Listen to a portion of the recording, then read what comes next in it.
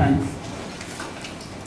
Let me begin by expressing the profound gratitude of the Commission for the opportunity to deliver this keynote address on the topic, election management and the challenges of impunity. This workshop, no doubt, is most appropriate at this time, as the Commission gears up towards the crucial general elections in 2015. I would like to bring you greetings from the chairman. He would have been here in person, but so many engagements, and they allowed me to represent him. Mr. Onyes said, no bedroom voices. But he stuck with me for the next few minutes. Election and election management are two critical elements that shape the future of all democratic nations, and their importance is underscored by the fact that many nations have made giant strides on account of the integrity of the electoral process, while many others have experienced turmoil or even war on account of the failure of the electoral process. As an emerging democracy, Nigeria has had a checkered electoral history with attendant consequences. Those of you who are students of history will remember that the failure of the First Republic was largely as a result of intractable and irreconcilable issues that arose in the aftermath of the elections. In my considered view, a major attempt at setting the right tone for the electoral process was made in 1993 in what has come to be known as the June 12 presidential elections. Although the results of that election was unfortunately aborted, the aura of its seeming credibility and acceptance has continued to be a reference point and a standard upon which subsequent elections in Nigeria have been measured. The lessons of the 1993 elections, however, should not be lost on us, and in my humble opinion, the key lessons to be learned on the credibility and acceptance of that election were the seeming transparency of the election management body, called INEC at the time, and the willingness of the political class to play according to the rules. Nigeria's journey to the present democratic experiment began with the 1999 elections that saw the emergence of the Third Republic. This opened a new vista in the history of elections and election management, and thus opened a veritable window of opportunity and a platform for the present Commission to build upon. The present Commission came on board in June 2010 and quickly settled down to plan the 2011 general elections. It was a race against time, as the Commission had barely 10 months to plan the 2011 general elections. In preparing for the 2011 general elections, the Commission was not unmindful of the yearnings and expectations of Nigerians to improve on the 2007 general elections. The lessons drawn from the 2007 general elections assisted the Commission in no small measure in the conduct of the 2011 general elections. The first clamor was for a credible voter register, which the Commission embarked upon. We are aware that there have been challenges with the register, and it is receiving very serious attention of the Commission. We shall be rolling out a continuous voter registration exercise and distribution of permanent voters' card, and these two occasions will provide opportunity for those who have issues with their voters' card but not featured in the register of voters to seek rectification. It's important that stakeholders take advantage of these two opportunities. We'll be making the announcements and beginning the dates very soon. The experiences of the 2011 elections and subsequent elections conducted thereafter have afforded the Commission the opportunity to take stock and review its areas of strength and weakness, with a view to generally improving on its performance.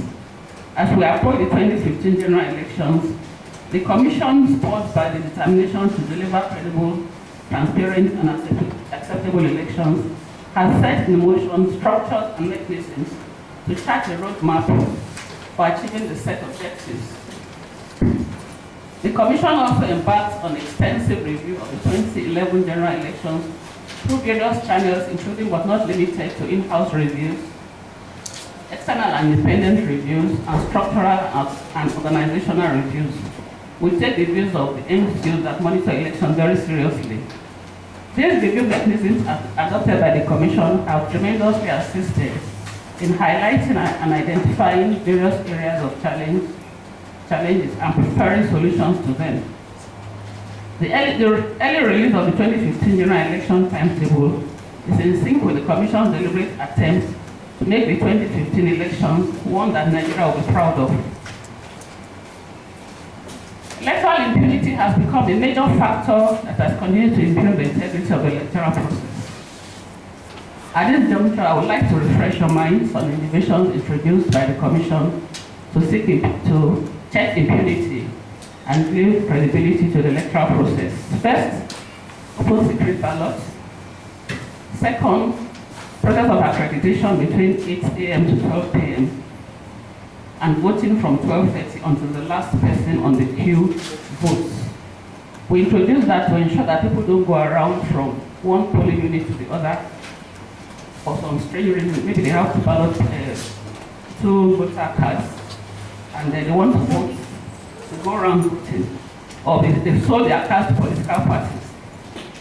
So that's why we know it's been cumbersome because people have complained, because you come in at 8, you register, you go back and come back at 12 and join the queue.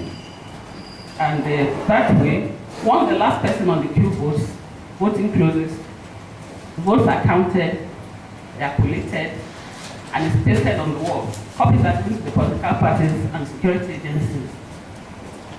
Then we've also introduced coded ballot papers. You find the various local governments with different colors. So you cannot take a ballot paper from Kuje to Babalada or the rest of it. Then, of course, I've talked about display of results at the polling units and at the local government, because those are the levels of collation from the polling unit to go to the local government and then the state headquarters. Now, we've also introduced university lecturers as a collation and returning officers because of the complaints over time that use of civil servants, especially state officials, combined with the government employees. And then also, we use youth corpers as our polling agents. Now, recently, in the past few elections, result sheets have been specific to polling units. They carry numbers. So you cannot use the result sheet from polling unit A to go and collect votes in polling unit B. These are the things we have introduced to try to sanitize the system. Experience has shown that even where the electoral umpire has exhibited the capacity and a remarkable determination to deliver credible elections, the key actors in the field have consistently demonstrated an aversion to play by the rules. A lot of the cases in court today arose from pre-election matters. Who is the candidate?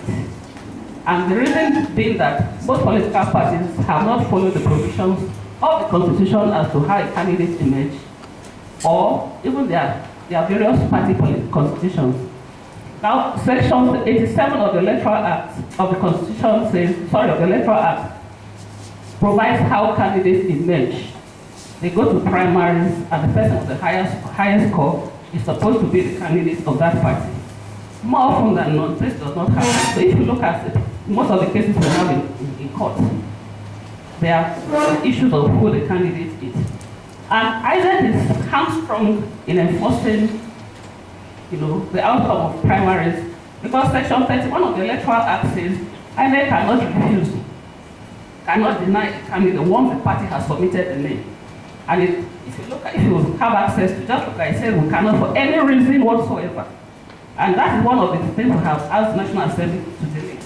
But it makes no sense of the democratic process. At every election, the preoccupation of the average politician is how to win an election at all costs, and not how to assist the Commission in conducting a credible election. In order to achieve their sole objective, politicians tried to be a step ahead, but we also tried to catch up with them, overtake them, but it has been a real battle.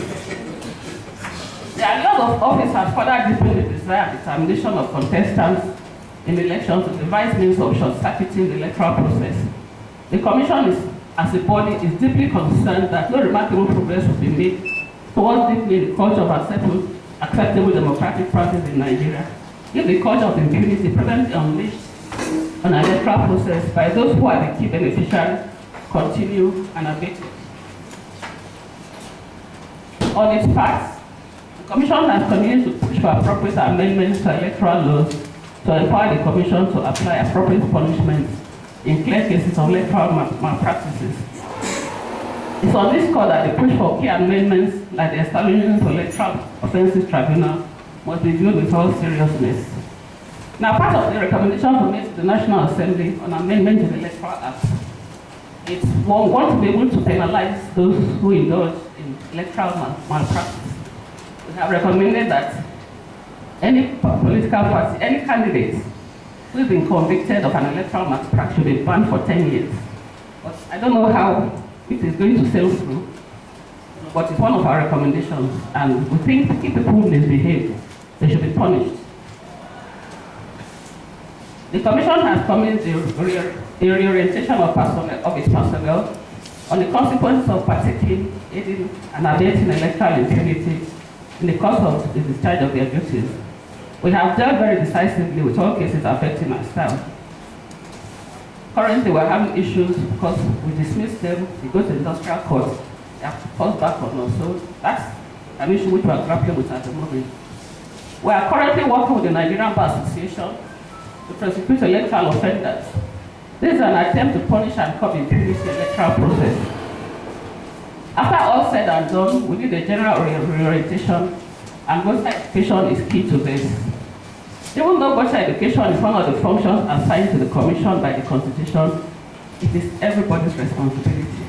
INEC, politicians, and other stakeholders. The democratic process envisages that people will use their votes willingly to decide who should be their leaders. Part of the education to the populace is that people should begin to learn to accept the outcome of elections. Ballot snatching, thumb printing, false declaration of results are a rape on democracy. Who should be allowed to exercise the freedom guaranteed by the Constitution to decide who their leaders should be? It is a fundamental right. The Commission has similarly, through the Interagency Consultative Committee on Election, commenced the engagement of security personnel to be deployed for electoral duties to guard against partaking in and aiding and abetting electoral committee. We do have a committee which we call INEC. It is composed of the police, the military, the SSS, security agencies, who help out during the course of elections. And we try to arrange programs for them to understand the role they're supposed to play at polling units. They're not supposed to be part of the rigging machinery, because we have seen these things in the past. And it's a bit difficult to prosecute them because we need the police to do, to put the files together for us. Even though we have, it's part of our responsibility to do that, but we don't have the personnel. So we depend on the police to put the file for us. And more often than not much happens. I mean, as at today, we have successfully prosecuted to conclusion about 200 cases out of over quite a large number. But even in the Anambra elections, for instance, when we were running the AFIs to look at those who had registered twice, for Anambra of the voter strength of about 1.3 million, almost 600 were double registrants.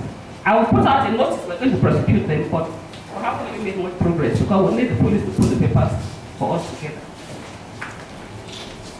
Political parties, women groups, and civil society organizations are also being sensitized on the evils and consequences of undermining the electoral process. I want to confirm that we work with all stakeholders, NYSC, the CS, the women organization, youth organization, the press, because INEC cannot do it alone, and we need the assistance of everybody. But I want to say that voter education is the responsibility of every Nigerian. Although the law says it's part of our responsibilities, but there's no way we can do it alone. Because we all belong to families, we belong to society, we belong to clubs, we all work, we interact on a daily basis. So we should pass on the message that people should not do double registration. They should not, snatch ballot boxes. They should allow the system to evolve. you should go to the polling unit, cast your vote. In 2017 went wrong, but that has not been the story for the 2011 elections. I'm not saying it was perfect, I'm not saying that by any means, but it's a marked improvement. At least everybody has acclaimed that it's the best election we've ever had in this country. And we want to build on that. But we need your help in achieving, a credible political space. In conclusion, it's pertinent to emphasize that the solution to a credible and acceptable electoral process does not lie with the election management body alone. For an election to be credible and acceptable, there must be a synergy between the electoral umpire and its personnel on one hand, political class, electoral and security agencies on the other. It is when all these stakeholders work in tandem towards the same objective that the electoral process devoid of rancor and impunity will be achieved. It is the duty of every Nigerian to protect our democracy, and there is no better way to do this than to assist the Commission deliver credible and acceptable elections come 2015. We pray that the 2015 elections will be very more successful than the 2011 elections. And we need everybody's hands to ensure that this is achieved. Because we don't want the political violence that attended the 2011 elections. We should learn to be good losers when we lose. We should be able to congratulate the next person and say, well, you've done well. There's no perfect system anywhere in the world. People have to recognize that. And because of our level of education, politicians take advantage of the youth, of people who have nothing to do. And for peanuts, they send them into the street and they start killing innocent people. We want to be able to put that behind us. Thank you very much for your attention.